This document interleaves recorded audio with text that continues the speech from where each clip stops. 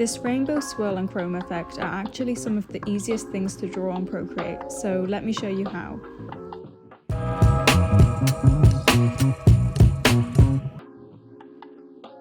So first off, I'm dragging a diagonal line down the side here and filling it all in one colour.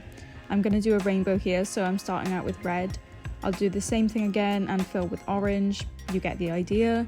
You can use whatever colours you like. I'll put a link in the description to my design inspiration Pinterest board, which can give you some colour palette inspiration.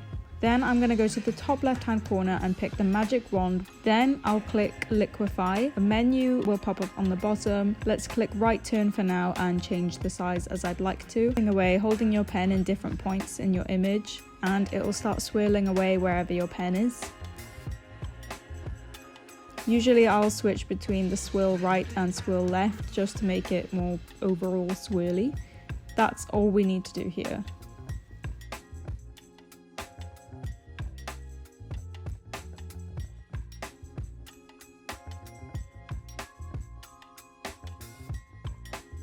And then it's just a couple more steps if you want to make it into a chrome effect.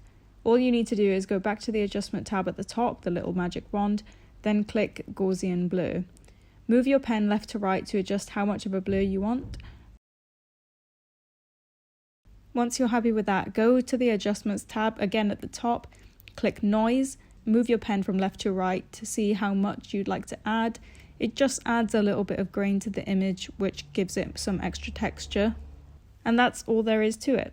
I hope you found this useful. It's always good to play around with different tools when you're just starting out using Procreate, and you'll be able to do this stuff super quickly in no time.